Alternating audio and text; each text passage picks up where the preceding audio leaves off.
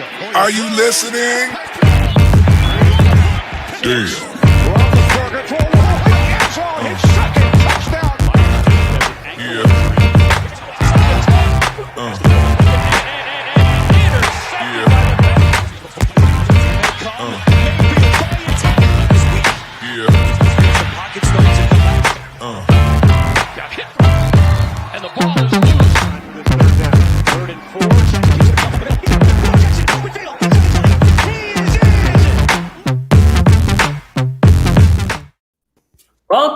Welcome to another edition AFC North.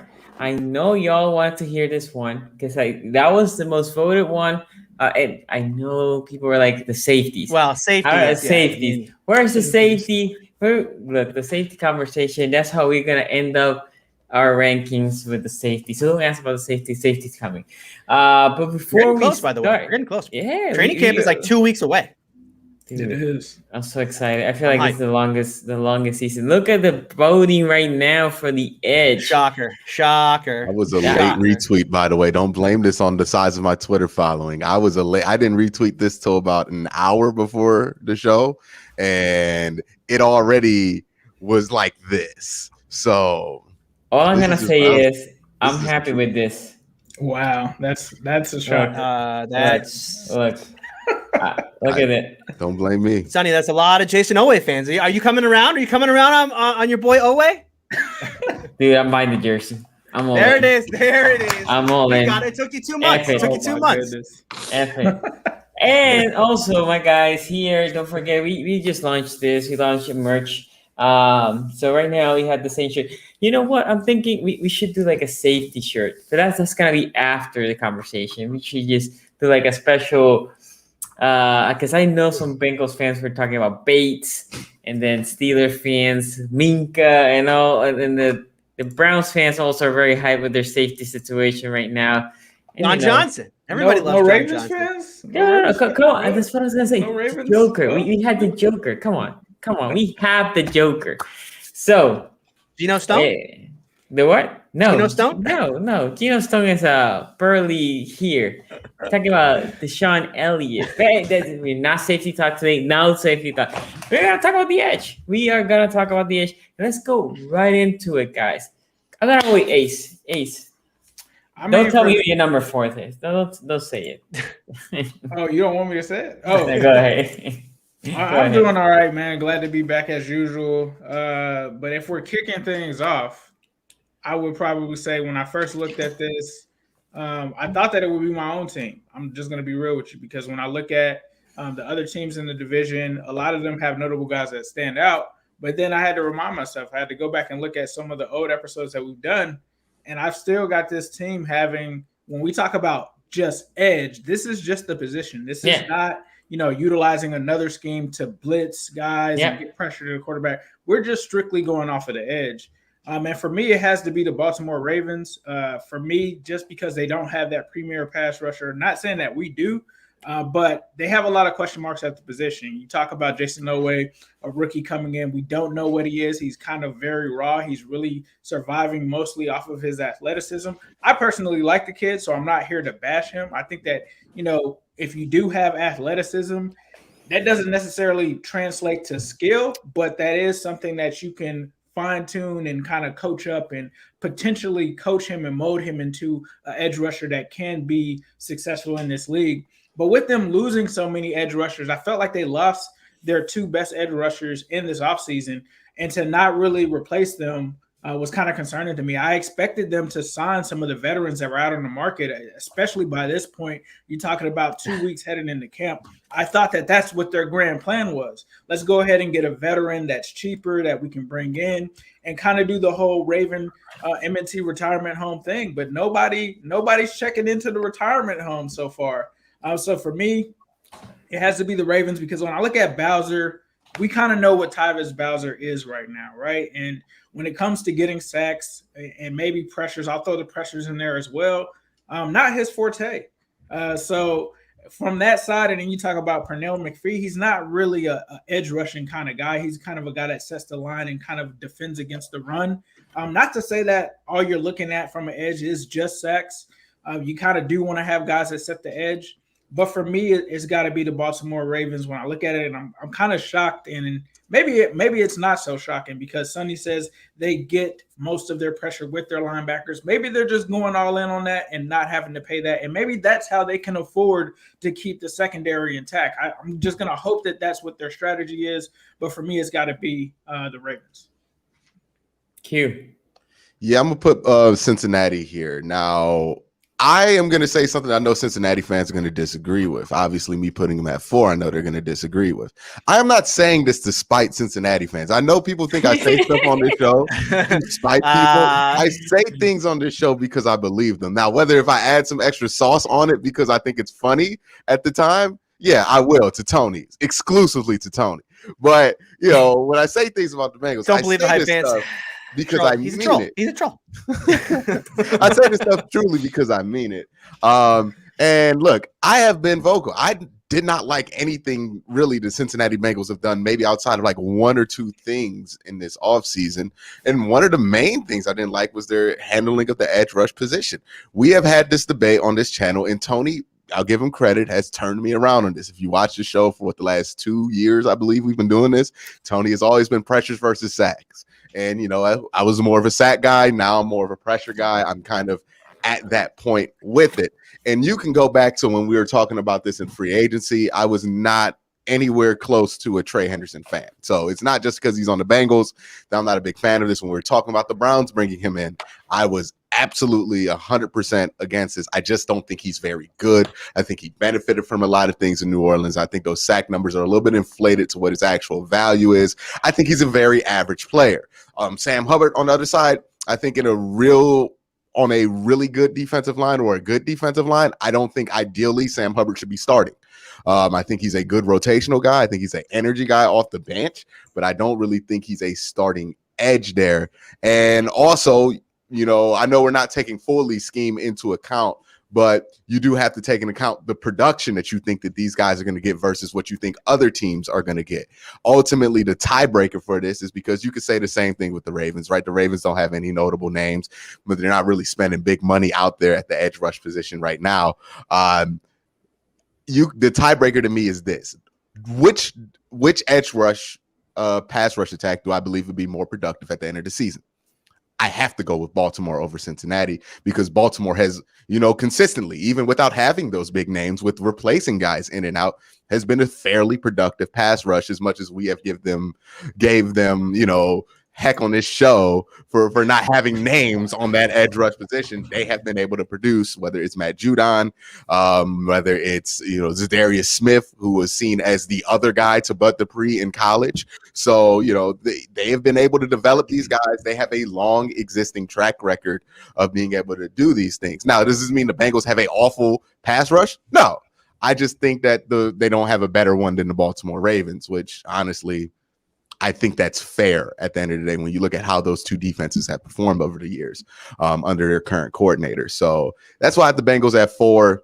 It's no disrespect, but I maybe if Carl Lawson was there, and again, this is a debatable thing, right? If you think Carl Lawson to Trey Hendrickson, is that an upgrade or is that a downgrade? I personally think you probably get more as a football player from a football playing standpoint out of Carl Lawson than you would out of Trey Hendrickson. But that's just where I am with that whole conversation. So 4 for the Bengals. Tony? Yeah, I just want to address one because Quincy brought this up. So I've seen it said in chat, this pressure better than sacks. Look, I'm not, I don't think the argument should be that pressures are better than sacks. Obviously, a sack is better than getting a pressure. But if you are trying to judge the effectiveness of an edge rusher, using sacks as your sole methodology is leaving out a gigantic portion of the picture there, which is that and especially if I'm trying to future project or if I'm trying to project out edge rushers, pressures are a leading indicator, right? Because you cannot have a sack on a quarterback without first getting pressure. I mean, one leads to the other. That's always been the argument, I think. And if you guys want to see an even better explanation there, a much better explanation, look up the Green Bay Packers linebacker coach. He went on like a 3-minute rant talking about this. I mean, it is one of the most persuasive things you'll hear about the argument. Now, going to my to the thing here with who do I have at number 4? I have the Ravens 4. And look, I understand, Quincy, where you're coming from there as far as the productivity that the Ravens have had over the past couple of years, just as a pass rushing unit. But man, I do have to question if the Ravens are kind of taking, they're kind of getting a little full of themselves here with this idea of pass rush by committee, because boy, this year, are they really going to be counting on some guys who we have not seen turn the corner, right? And pun intended there. The Pernell McPhee is a nice player, but and Jason Oweh, look, he's a rookie and he's got all the talent in the world, but man, is he raw. But they're going to be counting on some guys to step up this season that we just have not seen. Jalen Ferguson is probably going to see significant minutes. Tyus Bowser, he's a fine player, but look, they had Ngakoue and they had Judon last year, and I understand that neither of those guys were dominant, but you lose both of those guys, and now it's going to be the Jalen Ferguson, Tyus Bowser show. And I Pernell McPhee in there as well. It's a rough. Can I bring one point though for Raven fans? How much more productive was this defensive line when they did go get like the big name, right? The Unique Ngakoue and Matt Judon, than it was when we were roasting Sonny about the pass rush by committee in 2019. It was basically the same. It was basically the same amount of production, essentially. Like so I know the names mean a lot, but was it a very different situation with Unique Ngakoue? Were we talking about the dominance of the Ravens pass rush with Unique Ngakoue? That's a tough sell though, because Unique Ngakoue was on 2 teams in 1 season. So he was on the Ravens long enough to be able to be a factor though. I don't think that's an excuse. He came in week 6. We got a bye week.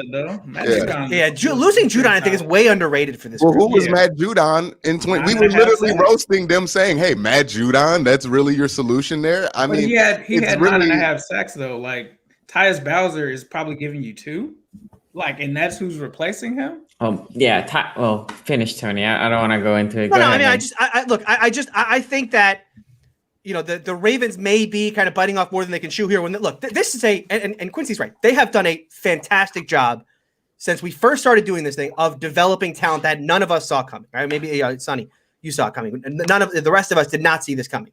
Right? They've done a great job in doing that. But man, I think they are once again trying to go, deep into the bag of tricks and, pull a rabbit out of the hat again. They did that. They've done that over the last years. I don't know. I'm looking at this group and if I'm a Ravens fan, I'm worried about this group. And it's why I think Ravens fans are concerned right now. Why haven't we brought in Justin Houston? Why haven't we brought in, insert edge rusher X here? I think there certainly has to be concern that this position just doesn't have the amount of talent. Even a team as good as the Ravens at developing talent can't make this work. Yeah, we have Super Chat for the trade. Remember, guys, this is a way to interact with the show, also to get your questions answered, to derail, as has happened multiple times in this show. The trade, shout out to you. Our pass rush is blitzing. As far as pass rush talent goes, we don't really have any. Campbell is the only dude who wins one-on-one, but he gets double. Okay, so let me say this. With the Ravens, my concern with anything with the Ravens right now, more than anything, because I do want Houston, is I had them 4th, by the way, is the depth. Right, we have pressure daddy, as my guy Joe Newell calls him, Ferguson. He does produce a lot of pressure, Tony. He can't get to the quarterback. He cannot. And the problem with pressure daddy or Ferguson is he is a magnet and he doesn't have any other moves. He gets so if the O line is susceptible to bull rush, my guy can pressure, not sack, they can pressure. In the case of Tyus Bowser, because people criticize, he doesn't have the numbers, blah blah blah. They use him in very different ways. He rarely rushes the passer. He sets the edge really good, and when he doesn't go in or he stays in the line, then he baits and goes off. He's really good on picking up running backs out of the flat. No dig on Baker, but I think he has picked him twice in Baker's career. And he's really athletic, but as a pass rusher, not his thing. It's not really his thing. It's not how he gets used. When Unique was here, they literally, because Unique was not great against the run, they said, you should just try to get the quarterback. But to Quincy's point, it wasn't like he injected this, boom, now we have a really good pass rusher over there. So the Ravens have been, let's just blitz. We blitz 50% of the time. I mean, it's something ridiculous like that. Yeah. And that works against 90-something% of the teams. Literally works against Definitely the Steelers, against us. against the Bengals. Definitely. But for the most part, it works also against a team. I like need to the get the chef's hat out. I'm not sure it worked against the Steelers. Actually. Yeah, the Steelers didn't score that many points against them, but there's Enough. a team. More than enough. There's a team that does not work and has not worked every time we play them, and is the damn Kansas City Chiefs, right? Because the problem is you create so many islands. You create so many islands out there. And yes, we blitz, but you just give them Mahomes a second, and because their speed, Mahomes just shucks it. And it's like, whatever. Go ahead, Ace. The one thing I wanted to say, and I saw people in the comments talking about this too, Yannick was never a fit for the Ravens. He was a 4-3 defensive end. So I think you guys originally grabbed him. I brought up concerns about that. I'm like, he doesn't really fit that in. Just throwing the hat on the Bengals side, we did the same, or we made the same mistake with James Harrison.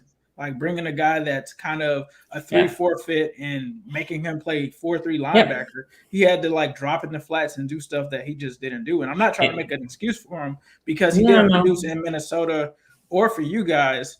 But I think him being back in the 4-3 definitely had something to do with it. If you're used to rushing a certain way. He produced in Minnesota in the first 5 weeks. He had 5 sacks. And I think in the rest of the season with us, he had 4. The Yannick Ngakoue is a 4-3, guys. It's the same thing with Jalen Ferguson. I think he's a 4-3 defensive end. It's very like Judon was able to transition to an outside backer and a 3-4, and Bowser's more your weak side 3-4 outside backer. But we need that dominant pass rush, and I think Bowser then is a good complementary guy to that. And that's what they think Jason Owe can be. Obviously not in year one. I'm not expecting Jason. And if you're a Raven fan and you expect Jason Owe just to kill in the league, you're making a fool of yourself. Jason Owe, although Sonny's embracing Jason Owe or Nafe Owe, he's a rookie. He is a rookie that is very raw on top of that. So anything he gives you is icing. So I think the Ravens are 4th. I think the Bengals have more names. So I'll talk about the Bengals later. But I think the Ravens are 4th. And again, my biggest concern, if anything, is we need more pass rushers because we're going to be in committee. We don't have enough, in my opinion. We just don't have enough. Per McPhee's old. He's very old. So he's good for like 10 snaps a game, in my opinion. 10 to 15, at most 15. Okay. He's 32 and a half. Yeah, you're right. I didn't realize he was that old. Yes, he's old. Yeah. He was in the first Super Bowl. Well, not the first, in the Super Bowl we won. In 2012. Yeah. Joshua Matter, thank you for the donation. What's up with the report that they were having Trey Hendrickson practice dropping into coverage? Like, what? I don't trust the Bengals coaching staff. I heard that. Thank you. I immediately wanted to toss my cell phone, lose back up to old Lou things.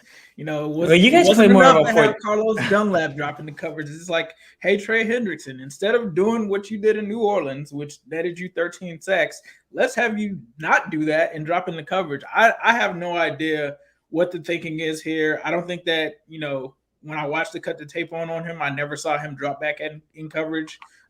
Carlos Dunlap, I'd say, is very much more athletic than him, and Carlos Dunlap kind of struggled with that. So I'm not sure what the real thing is, but DJ Reader dropped into coverage also last year. So Ravens do that all the time. I think. The old zone blitz. The old zone blitz. Drop a D lineman into coverage. Yeah, I mean, we drop Campbell, Big Baby. We drop whoever. They don't care. Anyway, before we go to number 3, Tony, talk about our sponsor. Oh, of course. Well, summer is coming. Are you ready to unveil your beach bod? You're in luck. Our friends at Manscaped just launched their 4th generation performance package, which includes the Lawnmower 4.0. You heard that right. The 4.0. Complement your summer bod with a trim from the leaders in male grooming. The sun is shining and calling your name, fellas. Join the 2 million men worldwide who trust Manscaped, and get ready for hot guy summer by going to manscaped.com for 20% off and free shipping. But you got to use the promo code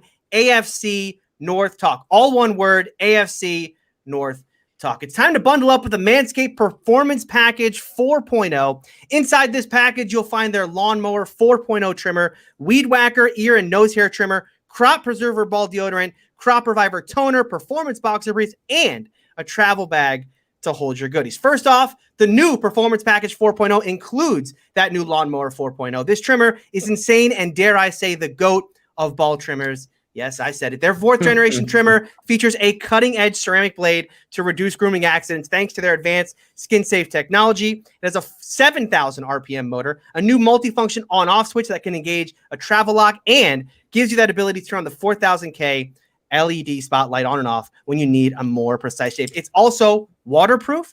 And if you can take your grooming game even further to the next level. The Performance Package 4.0 also includes the Weed Whacker to chop your worst weeds up top in your nose and ear. You can seal the deal with Manscaped liquid formulations. Before heading outside, use the Crop Preserver ball deodorant to keep you on your game in the heat.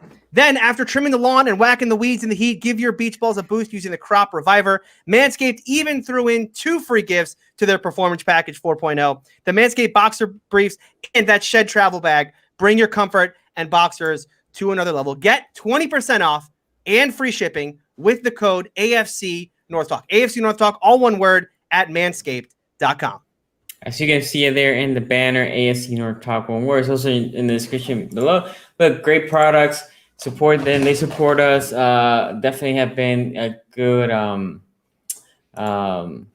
what's the word, sponsor. Anyway, Yeezy for POTUS. Shout out to you. Thank you for the donation. Odafe Jason Owe is gonna have 9.5 sacks.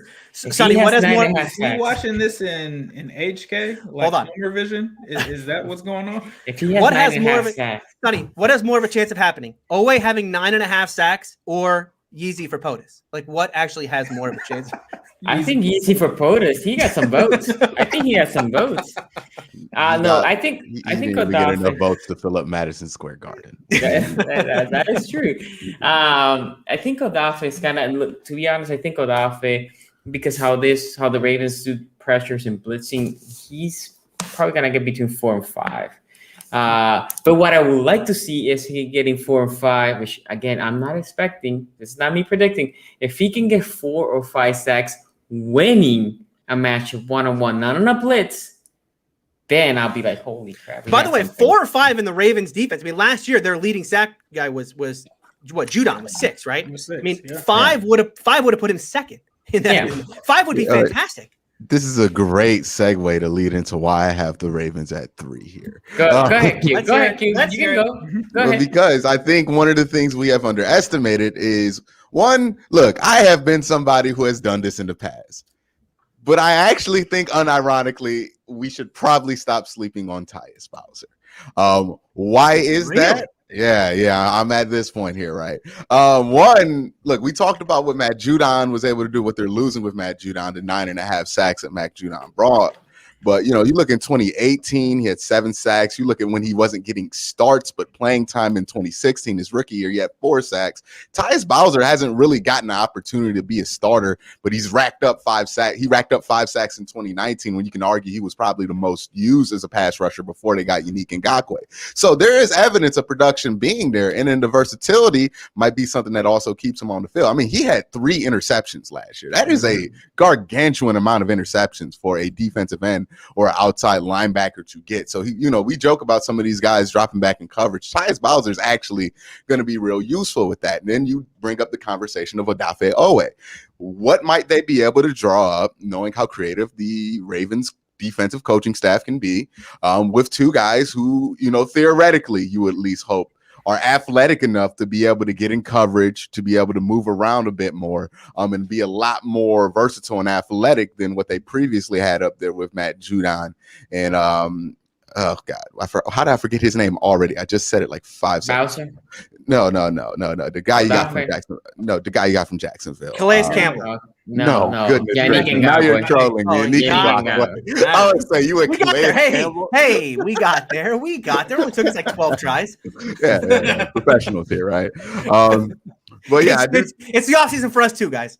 Yeah. But I do think there's something to be said about the young players that they have there, the potential that they have shown. We all know what Odafe Owe can be, right? We all talked about that.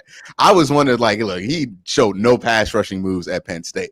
But what I've learned is that Penn State, the James Franklin coaching staff, is one of those coaching staffs that draft experts or at least people in the NFL don't seem to respect as far as their ability to develop. So they think they can get a player to play over his value than what he was in college. I mean, that's why Micah Parsons got drafted number 10 overall. Is part of that because people believe that you could do more. It's kind of like a Jimbo Fisher quarterback.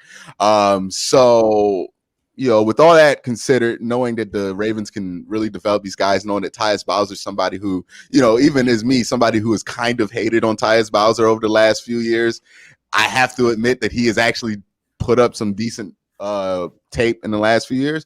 I think there's really something there that they can push out there. And I don't think they're being arrogant by pushing this out there. I think this is very similar to what they did in 2019, where they had a pretty successful pass rushing attack that made Matt Judon a little bit of a star, even though Matt Judon last year only had like 6 sacks. So I think they'll be about the same level they were last year. And last year, I would say they were comfortably the 3rd best pass rush in NFL. And again, I don't really have a ton of reason to believe that the Bengals pass rushes eclipsed them in any meaningful way. So that's why I have them at 3 comfortably. Okay. Before we go to Ace, Cody, shout out to you, man. I saw what you were trying to do there. Shout out to you. Thank you for the donation. Tony, how often did the Steelers deploy to it? Alu, Hayward, Watt on the field together last year? If so, that's technically be 3 top 10 players at their position, and 2 will be edge. I don't know that they certainly didn't. I don't think they deployed this look maybe at all because the problem here is you're talking about taking either deploying 5, what would technically be 5 down linemen, if you include Dupree in that. Normally what would happen in this situation would be that Alu would come off. Right. So base formation, obviously that was their base, right? But we're talking about in a passing set. No, they would take Alu off and put Bud on. Although I guess Alu played, as a spell guy for Hayward and to it. But generally, like that front 4 that he's talking about, you add Dupree to that. That was that's their front 5 in a base set. Yeah. But in pass rush sets, no. Alu comes off. Yeah, I agree. Alu comes off, yeah. Ace, so who you have 3, man? Yeah, I got my Bengals at number 3, and I think it starts with someone that not too many people talked about, but if you listen to some of the draft pundits, Joseph Asai, I think, is a guy that's really going to step in, especially with what Lou wants to do. We talk about dropping off into coverage. This is a former inside linebacker, and he shows some promise. So I think he's got some athleticism that we kind of have from Carl Lawson, and I think that he could really come into that role his rookie year. I think that he could be a guy that could potentially get you 4 or 5 sacks just built off of his athleticism and his motor, and he's a guy that just doesn't quit when it comes to that. And him having those linebacker skills, I think that adds another flexible option for him. Then you talk about Khalid Kareem, one of my good friends that I interviewed on the podcast. I went back and watched some of the Bengals games. Although you look at his sack numbers, they're not super eye-popping because he was a rookie last year. He was playing with an injury, but he was around the quarterback early and often. There was one play he almost got Lamar Jackson in the backfield, and that's a tall task for anybody to try to get Lamar Jackson in the open field. But he had plenty of times where he could have got that sack. I was actually texting him during the season. And the one that he actually got his sack, I kept saying, I almost saw you last week, almost get a guy, bro. And we talk about pressures and stuff like that, right? And even when you look at his PFF grade, they were very solid. He's actually one of my sleepers, I think, going into the season in that reserve role behind Sam Hubbard. So Khalid Kareem is a guy that I really liked coming out of Notre Dame. I think we even kind of talked about it on this show after the draft. And then you also talk about Sam Hubbard. Sam Hubbard, to me, he's just the epitome of a solid guy. Not sure if he's exactly like what you're looking for from a starting standpoint, but he can be a Robin. He can get you 7 to 8 sacks potentially at his best. I don't think that he's a guy that can get you double-digit sacks or 10 to 12. I think that that's pretty much his role. And then you talk about some of the guys that they had last year. Obviously, this team finished with 17 sacks, but they had guys like Amani Bledsoe out there at points. And once they got rid of Carlos Dunlap, they just really didn't have anyone. So that was definitely something that they looked into this offseason. They had Carl Lawson, but Carl Lawson, since he was the best edge rusher, teams just pretty much focused on him. And he had, even in a contract year, he didn't give you the sack total that you want. He's getting the pressures like Tony likes and that people like, but he didn't give the sacks that you would like to see from a guy who was really ascending. You talk about a guy that his rookie season had more sacks than Myles Garrett. So you're thinking that the sky is the limit, and eventually this guy is going to have a season where he had at least 10 sacks. He didn't have that. I'm not going to say that that's not possible in New York. But that's just the reality of what last season was when you look at it from just a sack perspective. And then you talk about the big ticket guy that they brought in with Trey Hendrickson. Now, a lot of people are pretty much finding any kind of reason to discredit the man having 13 and a half sacks. And I get it, right? Because, obviously he plays with Cam Jordan. So obviously teams are going to focus on Jordan. And yes, he did have cleanup sacks and stuff like that. But when I cut the tape on this guy, he was beating good tackles. Like, it wasn't like he was going against bums and stuff like that when he was matched up against these guys. He simply was beating them. But when I look at it from that perspective, Carl Lawson's way more athletic. He's probably he probably is a better edge rusher, right? But if Carl Lawson gave you 5.5 sacks last year, and this guy gives you 9 or 10, some people are going to look at that and say that was an upgrade over Carl Lawson, who only gave you 5.5 sacks. Now, he might not give you as many pressures, but I think that there's a lot of people just looking for any reason to discredit this guy when there's been guys like Shaq Lawson, who nobody was talking about 2 years ago, that the Bengals, our fan base is up in arms about that, because we originally had a deal on the table to sign him for $4 million a year 2 years ago. And the Bengals didn't end up pursuing the deal because there was some kind of reported injury issue with him. He goes to the Bucs and then he ends up with 19 sacks. So I think, given that situation, I'm not saying he's going to go out and get 9 or 19 sacks or anything like that, but I don't think it's far-fetched to say that this guy Hendrickson could get 9 to 10 sacks just based off of some of the stuff he learned last year. Now, that all depends on the scheme, how he fits and everything like that, but I can't doubt a guy that had 13 and a half sacks. Now, if I paid a whole bunch of money to a guy like Carl Lawson on the flip side of things, like New York did, and he only had 5.5 sacks, and he's the main guy in New York, and we saw how he played without a Carlos Dunlap across from him, I think I have more questions about it. The other part of it is a lot of people look at the money that the Bengals gave Hendrickson, but the thing is they could get out of the deal in 2 years if they really want to. But at the end of the day, for me, I think that the Bengals, they have more guys that I can kind of depend on other than the Ravens. Not as many as the Browns or the Steelers, but I at least have some guys that I feel like have potential there. And when we talk about edge, I'm completely talking about just the edge position, not saying that, I'm not talking about blitzing linebackers. And that's what I kind of said on the first argument that I made. So this is purely for me just on the edge position. And so that's why I have to rank the Bengals third. Yeah. Look, I'm going to make mine short and sweet. The reasoning why I think the Bengals are third over the Ravens is one point that you brought. You guys have more dependable guys currently in there. The Ravens have guys that need to prove themselves. The one thing with Henderson is he gives me, and then sorry for Brown fans and Quincy, he gives me mad vibes of Kruger. Like literally, it's like I just see him, and he was a Raven, right? And we let him go, and he got paid. And well, Quincy can tell you what he was for him. It wasn't like completely bust, but he didn't live up to the contract. But I can see. Go ahead. Yeah, he was the highest paid edge rusher in that class, free agency class, and he was a good pass. Like he would get you 7 or 8. He was essentially like Sam Hubbard, right? Like he can get you 7 or 8 sacks, but he wasn't like what you thought he was going to be coming up. Not top of the line, which is what the Browns give him. But again, 7 or 8, that's something the Ravens currently don't have. So for that, and the other guys you mentioned, I think they have more depth. But Tony, who you have in number 3, man? I have the Bengals here as well. Last year I know we got into it last year about Sam Hubbard, and when I looked at the Sam Hubbard numbers, it was just very obvious this guy's numbers are going to plummet at some point because the pressure to sack ratio just wasn't there. And I know and I get the problem here with Hendrickson and the idea that he played alongside the guy in New Orleans there, but Cam Jordan. But I don't know. I look at his numbers there. He had 14. He's number 2 of any edge rusher last year, right? Now, no one's going to make the argument that Trey Hendrickson was the second best pass rusher in the league last year. That's a bridge too far. But I look at the numbers, especially pass rush percentage and win rate. These are this number's coming down. This number's coming back down, probably into the single digits. but I don't think it's going to be like 5. I don't think it's be 4. I do think to Ace's point, I think probably Carl Lawson's a better player. You know, his sack numbers have never been as good as his. You know, if you look at the advanced numbers on pass rush, Carl Lawson's always been a beast when it comes to pressures and pass rush win rate and all of that. It just never translated into sacks. And I do think Hendrickson's numbers are going to come down. And so I probably would have. I think if I'm a Bengals fan, I would have liked them to keep Lawson over Hendrickson. But I don't want to act like Hendrickson's a bad player. He's not a bad player.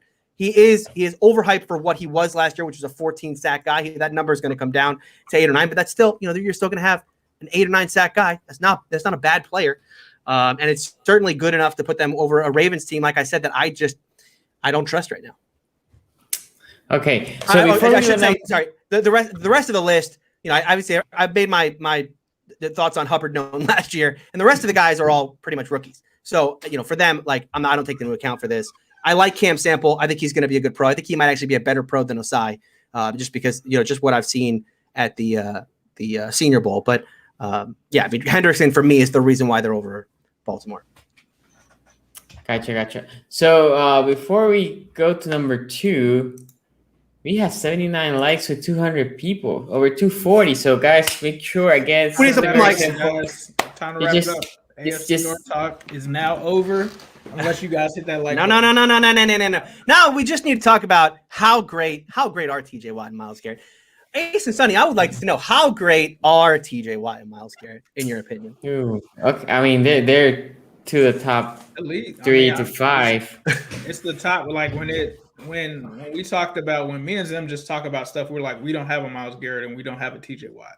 So, you know, those guys impact games. They pretty much control the outcome of games. So they wreck game plans and things of that. So I have no problem saying that they're elite pass rushers. And I learned that the hard way. That was one of the things that I said when I made the argument for quarterback, because I learned it the hard way with I was like, oh, well, you could take Carlos Dunlap and 3+ edge rushers, and that's going to be better or more than one Myles Garrett and another guy aside from him. And that's how I learned that the hard way. That isn't like Myles Garrett literally had like our entire group's sack total himself like this season. So I learned that the hard way.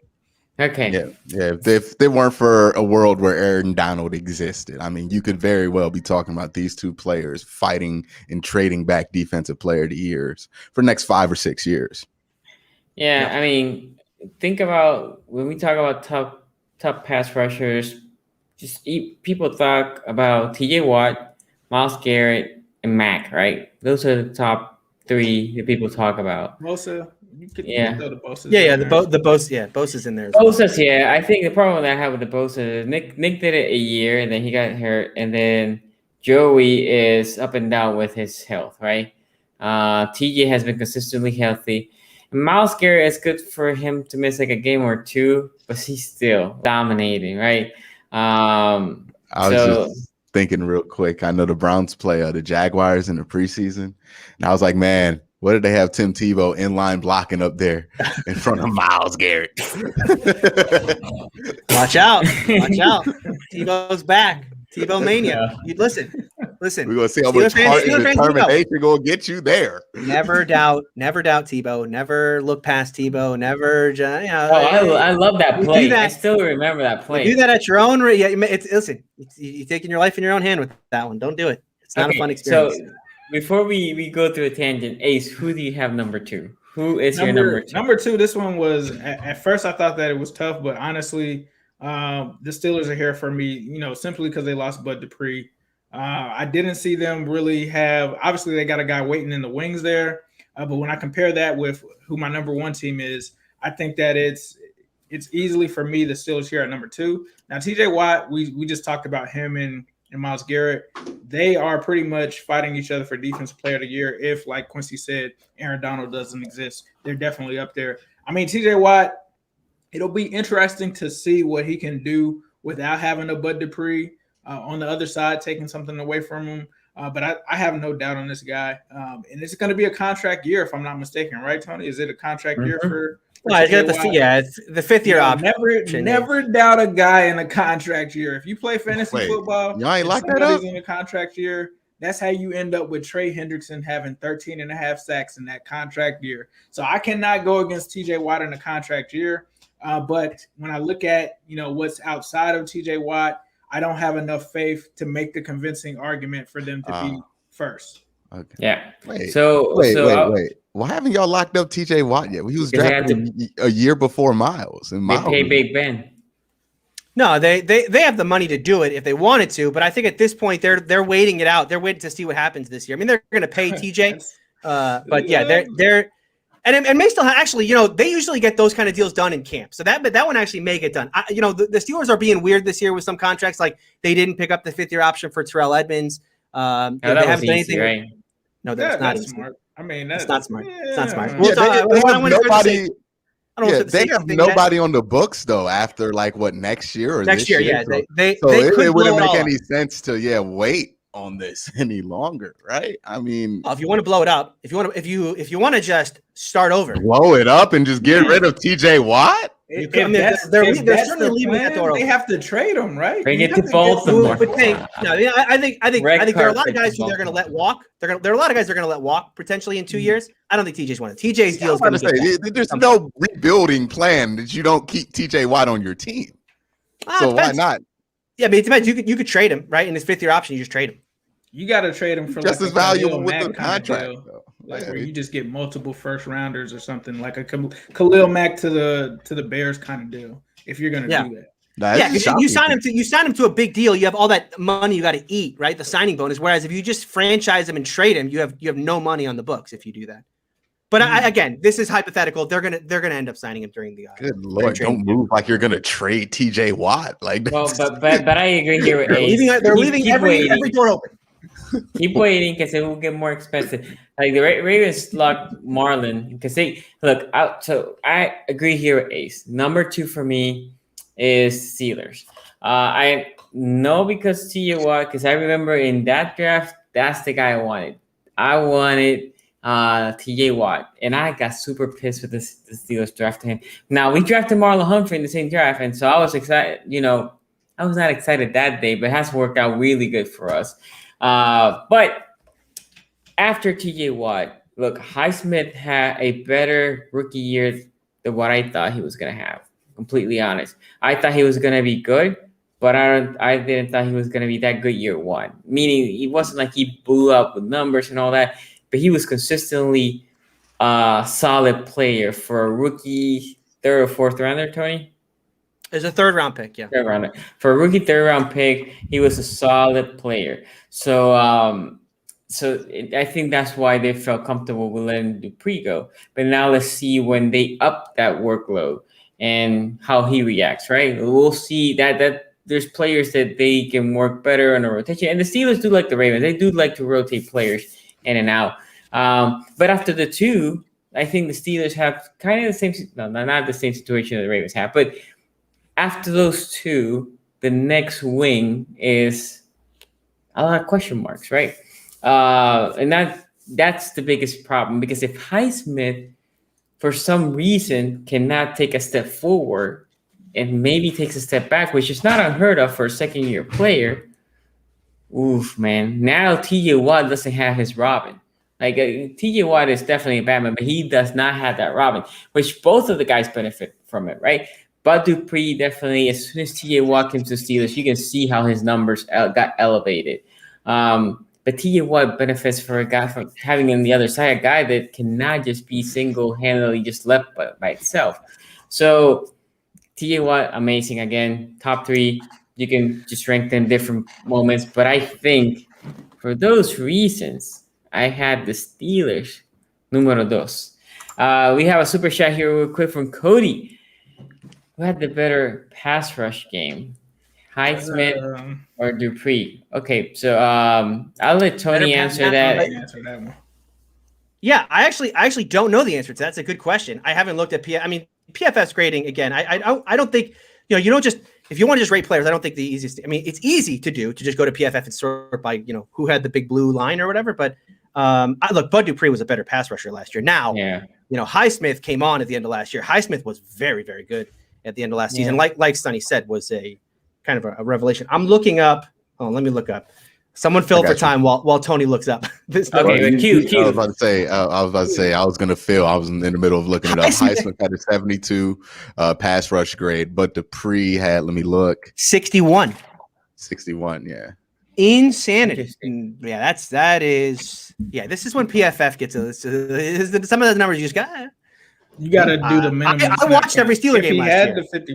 If he had the 50% snap count, then that's good. But you'll have something like, for the Bengals last year, Darius Phillips, who had less than 50% snaps, had an elite grade, but barely played. Yeah. And it depends on some the Highsmith saw limited in situational snaps, which could, on a per snap basis, just put him in a better situation than Dupree. I don't know the Steelers' whole situation there though. So Tony, no, he got Highsmith got 217 reps last year as a pass rusher, right? 250 total. So he started every game out of Washington on. He started every single game from that point. So it was a good 6 games, I think, including the playoff game. Bud got hurt. Bud tore his ACL in the Ravens game. Against Washington, I think he tore his ACL. It doesn't matter. You said 6-7 games towards the end of the season, though? Yeah. It was all Those grades take a discernible dip after about week 10. Like it goes 70, 70, 80, 80, 70, 60, 60, then 70 again, 40, 60, 80, then 52. Yeah. So Washington. Washington's where so 1, 2, 3, 4, 5. Yeah, he had 6 games. Well, he only played 9. That's right. He only played 19 snaps in the playoff game because he ended up getting hurt in that game. Yeah, boy Chase Marsh, Cassius Marsh. Cassius, don't get me started. I'm a boy Cassius Marsh. We believe in Cassius Marsh. He's gonna come around now. So Tony, who do you have at number 2? Tony, my Keith Butler. All right, let's compare. I'm gonna do 2 and 1 together because I think you have to compare the 2 rooms together. I think this is the easiest way to do it, right? So let's start with TJ Watt versus Myles Garrett. Now, we have to separate here what is and what should be, right? Myles Garrett, when you think about Myles Garrett should be the most dominant pass rusher in the National Football League, right? If you built an edge rusher in a lab, out comes Myles Garrett. When you talk about the size, the 6'4", 270, 280 pounds, with the wingspan that he has, the athleticism he has, the length that he has, he should be an absolutely dominant player.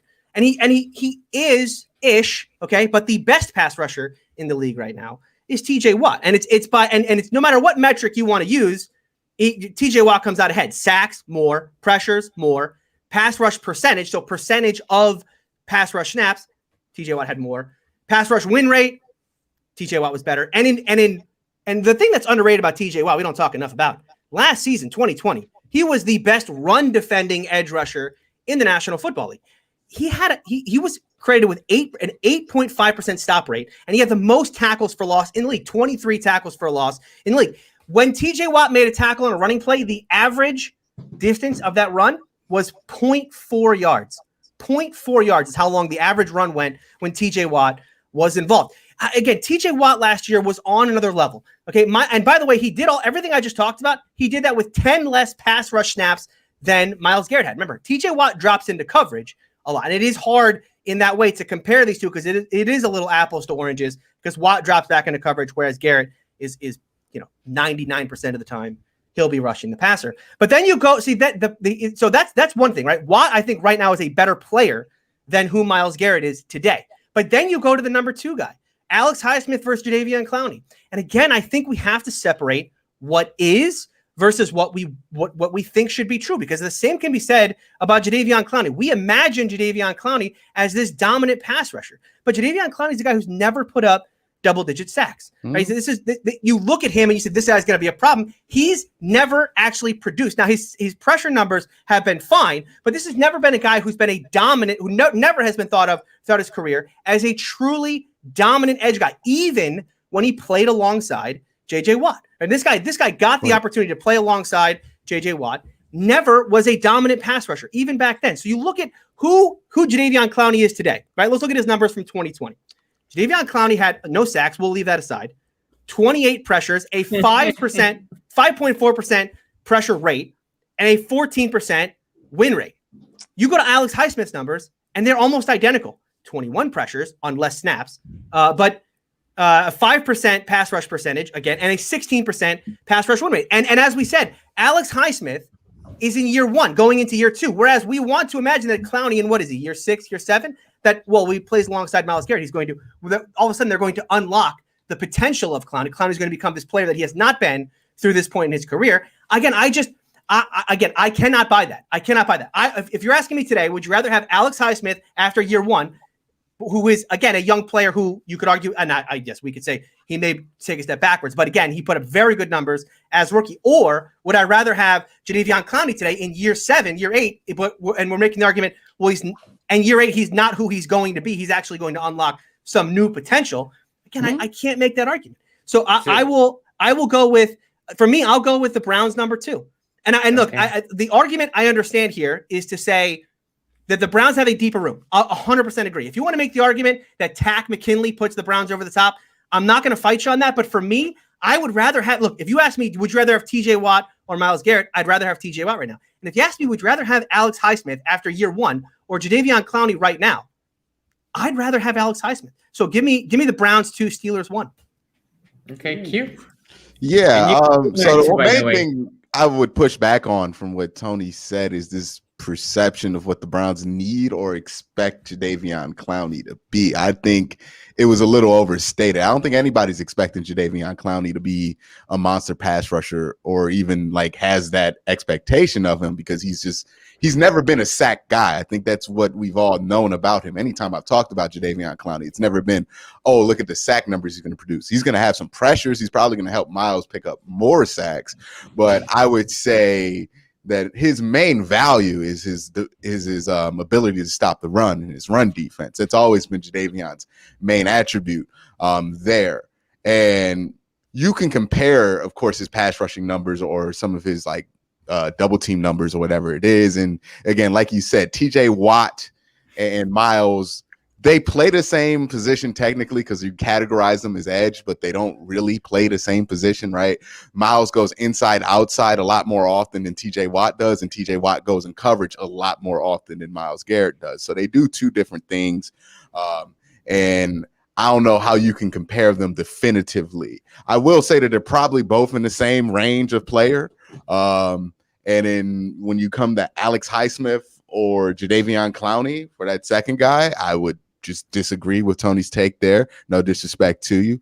I would take Clowney over Alex Highsmith. I just would, especially for what the Browns do. And again, that's a whole different conversation. What the Browns need, what the Browns have there. And then, yeah, you do have Takk McKinley there. Look, I don't know what you're going to get out of Takk McKinley. But I would bet it's a little bit more than Cassius Marsh, than what they got out of him, considering what we saw out of him. Now, he could develop. We believe in him. He's coming around. He could develop into somebody eventually, but I just don't know if that's going to be there. So for me, it would be Steelers 2, Browns 1, just because I do think that the deepness of the room kind of is what puts the Browns over. Now, if you want to have a straight up conversation of who has been the more productive edge rusher, it has to be TJ Watt, right? I'm going to give that ground there compared to Myles. Myles does a lot of things when it comes to some of like how teams have to game plan around him. And I don't know if it's that dissimilar to what teams have to do for TJ Watt. We're going to see, right? Because TJ Watt's now going to be in the situation Myles was in for many years where he didn't have any real established help. We'll see if Highsmith is that guy for the remainder of the season or for 2021. Myles, for the last 3 years, I mean, you're talking about Emmanuel Ogbah, who didn't really work out, Olivier Vernon, who wasn't that great here alongside Myles. His best games were when Myles wasn't on the field in Cleveland.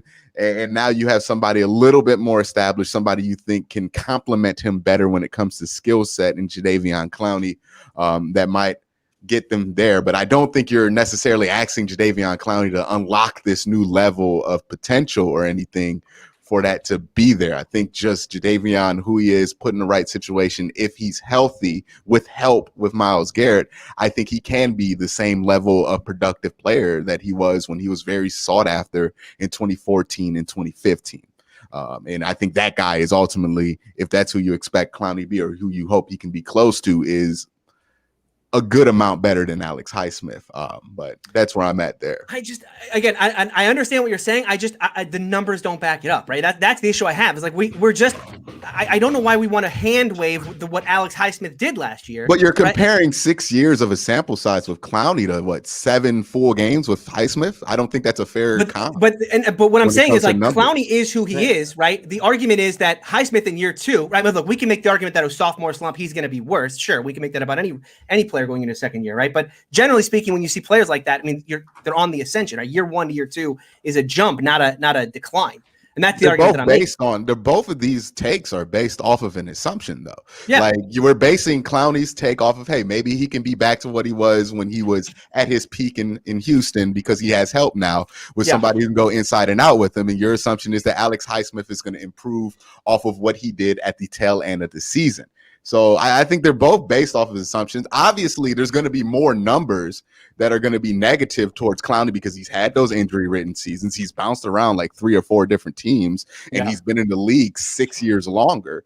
But, well, I don't know if he's 6 years longer. I don't think Alex Highsmith was a rookie last year. Was he a rookie? Highsmith was a rookie. Yeah, compared to, a rookie there. I get what you're saying is that right now the potential seems like it could be through the roof with Alex Highsmith, but I don't think there's been enough games and hard evidence to say either way which way that needle's truly pointing. I think it's an assumption either way with both players because Clowney ain't really played that much in 3 years, neither has Highsmith, so it's a toss-up either way. Okay, so Cody here, shout out to you, man. Again, thank you for the donation. Who's more dynamic? The key to making a defense great. T or Miles, this decides my vote. I will say this, because somebody also posted it like to Ravens and Bengals fans, who will you take? TJ or Miles? And I think, and Ace, this is my opinion, but I would like to know your take.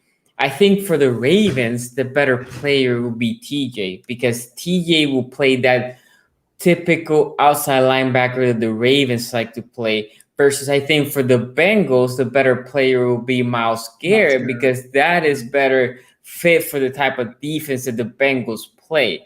So I think it all depends on the set, right? I got a really unsatisfying answer for whoever asked this question. If you're running a 3-4, it's TJ Watt. No, if you're running a 4-3, it's Myles Garrett. Yeah. It's the problem with asking a question, who is more dynamic? Well, TJ just happens to be great as a rusher, right? Great as a run defender and can drop into coverage, whereas Garrett just happens to be the kind of edge rusher you can kick inside, right? He can do things in there too, right? So, it's like who's more, they're both extremely dynamic players. Okay. So now, so for me to answer this question with number 1, and then I'm going to defer to Ace because I think we both have number 1, the Browns, and I disagree with the points that if we take TJ and Myles Garrett as equals, right? For this conversation, let's just take them equals, and then let's go to the Robins.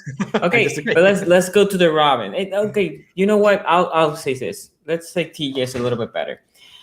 You said that Clowney and JJ played together. The reality is they played basically a year, and those 5 years in Houston. The year 2, when Clowney played 13 games, that he had TJ Watt. Remember, in his rookie year, he only played 2 games or 4 games. He had the injury. He was out for the year. In year 2, he had 4.5 sacks. That JJ played. After that, JJ Watt basically had 2 years off between a bunch of injuries. Yep. Then he comes back, and then last 2 years in Houston, he has 9.5 sacks and 9 sacks. That 9 sacks was with JJ Watt. Also saying that, then he goes to Seattle, a team that had nobody. Because I remember when we played Seattle and they had Clowney. We were double teaming Clowney. We had no respect for the rest of that D-line. None. And Clowney was still getting penetration. He was still putting pressure. But he was one-man show. Okay. Then you go last year, he got hurt early. We know what Tennessee had. He had nothing there. Saying this is, Highsmith, again, I give praises to Highsmith, right? When I talk about the Steelers as the number 2, I say Highsmith's a good player. But Highsmith had the benefit or the luxury to having TJ Watt, a guy that was playing. We're running in circles. TJ has the benefit of playing with Bud. Bud has the benefit of playing with TJ. Yeah, they do. I'm just saying, Clowney had no benefit of playing with someone has a hard time there. No. The point I think that Sonny's making is that Clowney has been bouncing around teams, and none of those defensive lines that he has been on has been as talented as the Pittsburgh Steelers defense. Yeah, but I think we overrate. It's an overrated point, and I'll tell you why. Steeler fans know this. Steeler fans know this. 2010 to 2018. Every Steeler fan knows this. 2010 to 2018. What happened, Steeler fans? The Steelers had zero, not a one double-digit sack guy at the edge rush position. Not a one for that time. You think about the Steelers as an edge rush farm, right? It's just a factory. Just was that when you were dragging out the last few years of like James Harrison? They had they brought back James Harrison because none of Jarvis Jones or Jason Worlds or Bud Dupree, right? And we make this argument, that they play alongside Cam Hayward. Cam Hayward's been on the team since 2011, dude. But no one of those guys had double-digit sacks. T.J. Watt got on board. He had double digits. Yes, and T.J. Watt is amazing. We just talk about that he's a top 3. My point to you is, if he's We're not saying that T.J. Watt's barely better than Jarvis Jones here. No, my point to you. My point to you. No. My point is, even if I take T.J. Watt as barely better than Myles Garrett, the gap that I see at least between Clowney and Highsmith, it's not the Grand Canyon, but there's a gap there. It's bigger than the gap between between TJ and Myles Garrett. That's all I'm saying. I'm not saying that TJ is trash. I'm saying TJ is amazing, but I think you, in my opinion, are underrating Clowney. And Clowney, the problem with Clowney is we think of Clowney as Myles Garrett, and he has never lived up to that. Never lived up to that. But he, I think, could be a good Robin to Myles Garrett. And I think Highsmith could too. But in my opinion, because also with Clowney, what I've seen enough games for him, he's disrupting the pass rush, and he's very underrated on the rushing defense. But anyway, I want to take Ace's take. We're running long. We have a hard out. You guys know I'm not a Jadeveon Clowney fan, so this has nothing to do with the Cleveland Browns. I'm just not a big believer. This guy is still writing checks off of a hit from college. I mean, let's just be real now. Jadeveon Clowney is what he is. He's more of an Alfred at this point than a Robin. But I still think that he's going to find success in Cleveland. I still think that it was a good move for them. I think that he's definitely a better run defender than he is an edge rusher. But when you're playing across from Myles Garrett, that's definitely going to help free up Myles, and it's definitely going to help them. But the guy that I actually like the most from this, ironically, is the same guy who Tony said, are you really going to use this guy, Takk McKinley, to really put the Browns over the top? And I really am, because honestly, I said that's fine. Yeah, I said as long as he passes a physical, I think that you should be good. Because he failed the physical with the Bengals. But I went back and watched a lot of his film. Takk McKinley has a ton of potential. He's really kind of like what we kind of lost in terms of Carl Lawson, in terms of his athleticism. And I think that he could really turn it around in Cleveland if he stays healthy. That's the big if. It's just like Sammy Watkins. If Sammy Watkins can stay healthy, he can be a very solid receiver for the Baltimore Ravens. And I think that Takk McKinley is the guy. He's not going to have to play a ton of snaps, right? You're going to have Myles Garrett. You're going to have Jadeveon Clowney. He can kind of come in as like that third or reserve rusher and just kind of do what he does, which is run off of the edge. So I think that Takk McKinley is actually the guy, believe it or not, that puts this over the top for me. I still think that Jadeveon Clowney is solid, but he's just stealing money at this point. We saw what he did in Tennessee, where he was the guy. I think he's in at the minimum. I have to disagree with the Houston thing. Like saying that he didn't play with a defensive line in Houston is crazy, because he had Vince Wilfork. That line was completely stacked. J.J. Watt in his prime. I mean, there was really no excuse for him in that situation, and he still didn't get 10 sacks. And so I'm not going to say that, Cleveland isn't just as good as that Texans team, that Texans defensive line with Myles Garrett, but he did have players that he played around. And yes, he hasn't been healthy. That's also been an issue with them. Yeah, that is an issue. Can he stay healthy? Can he stay healthy? We literally, and this isn't against the Browns. I literally had a podcast last year, and me and Zim were like, Clowney, are you Clowney? Jadeveon Clowney? Like, he's not a guy that you're going to expect to come in and get 10 sacks. Now, if he does, sure. But that's the reason why he was on the market for so long. Who is going to pay Jadeveon Clowney 18 to 20 million a year? Literally nobody. Nobody's going to do that. Glorified run defender. Yeah, he's at $7 million, right? Yeah, I'm not saying that the Browns, I'm not talking You're not about expecting 10 sacks out of $7 million. I'm just saying in general, like when he went and did the whole Tennessee Titans thing, like he's never been that guy. So I don't think that he has to be that guy for the Cleveland Browns. And Cleveland's still my number one.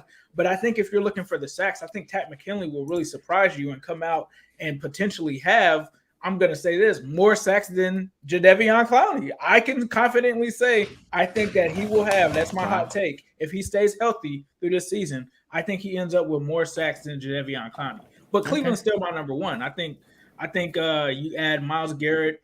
I think Myles Garrett is what Jadeveon Clowney was supposed to be. Let's just put it I like agree with that. No, they're completely different prospects.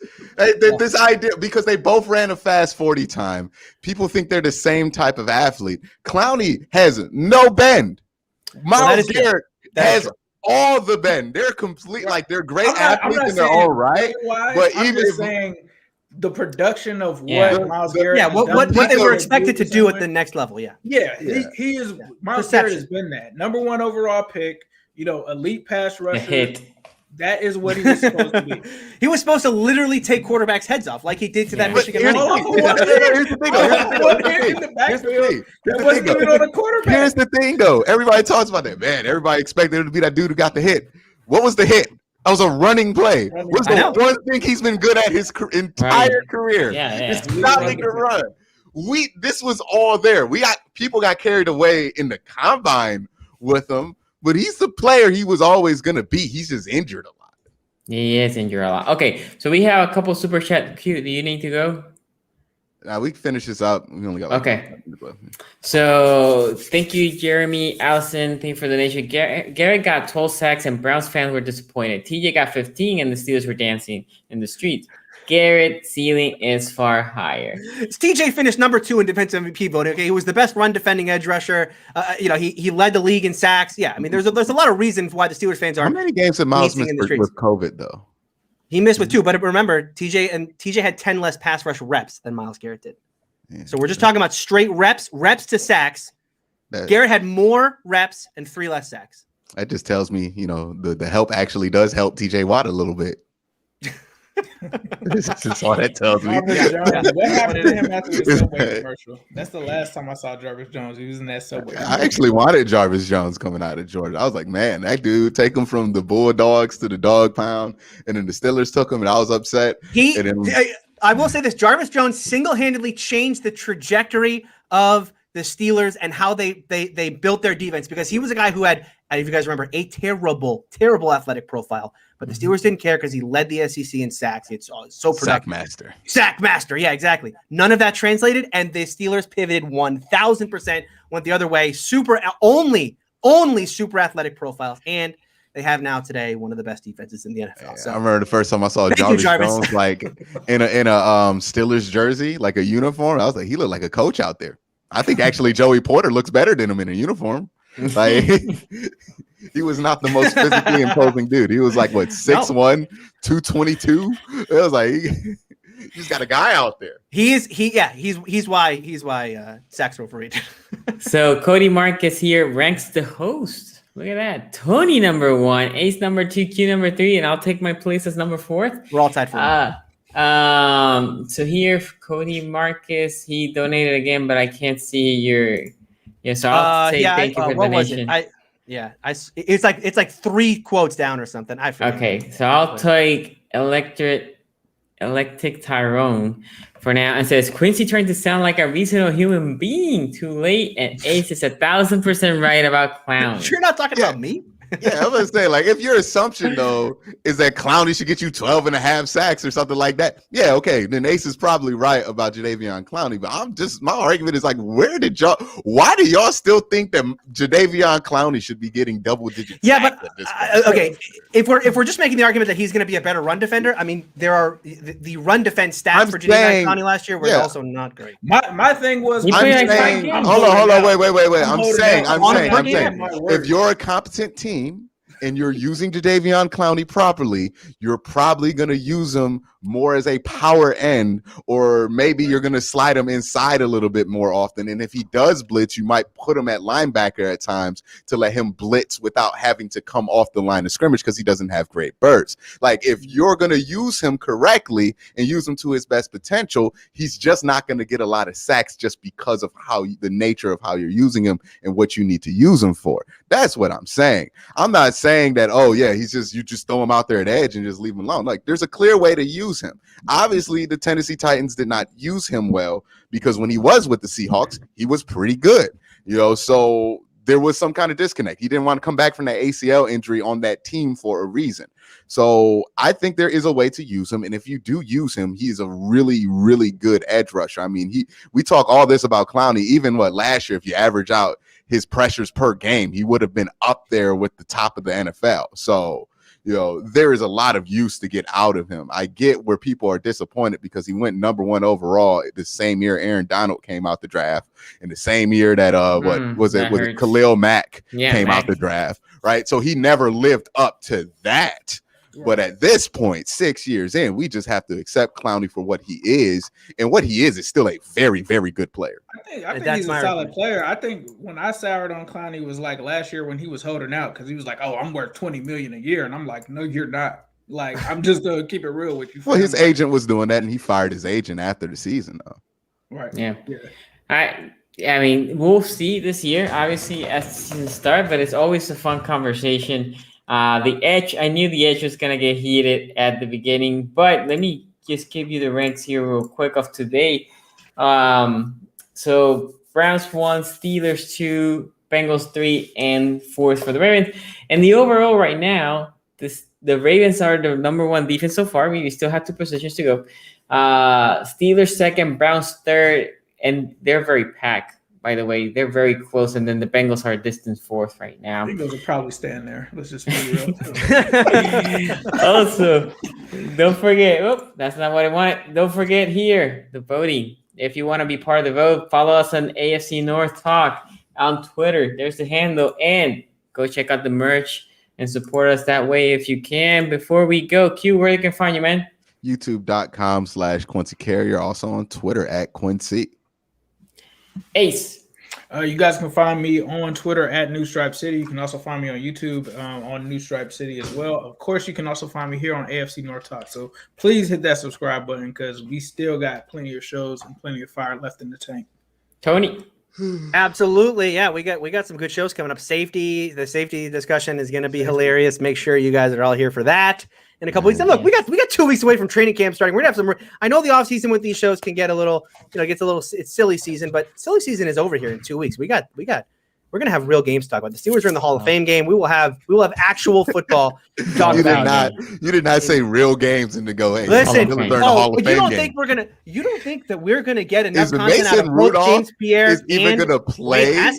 Wayne Haskins? I'm about to say Dwayne Haskins might start the Hall of Fame game. Exactly. You don't think we're going to be able to get some real content out of that? I know I will. And by the way, if you want to see that content, those interceptions, head on over to my YouTube channel, Steeler Country with Tony Serino, where I'll be dropping a video later this week. I haven't done one in a while. I dropped a hot take on Locked On Steelers today, actually. So if you're a Steeler fan and you haven't listened to it, I will defend my take about why I think there's a 35% chance that Ben Roethlisberger gets benched this year, and why I think there was a 51% chance that I think Mason Rudolph would have beat the Browns in the playoffs. So head on my YouTube channel. You see that later this week. The second take, I was going to say, the second take is actually hotter. I actually think Big Ben might get benched this year. They're setting them up. They're setting Ben up. I'm telling you. Yeah, because I think the reality is if you're struggling as a team, what would you want to keep throwing out there? Just lose with Mason Rudolph. Anyway, you can follow me, SCG Sport, all your platforms, IG, Facebook, Twitter, also on YouTube, SCG Sports. And before we go, those were in my rank. It was a poll. Oh, it's a poll. Okay. It's a poll. You want to take a poll? It's fine, man. It is fine. So good. Thank you, everybody, for being here. Thank you for all of you guys. Make sure you like before you go, and we will see you next time. Peace out. Have you ever? Are you listening? Damn.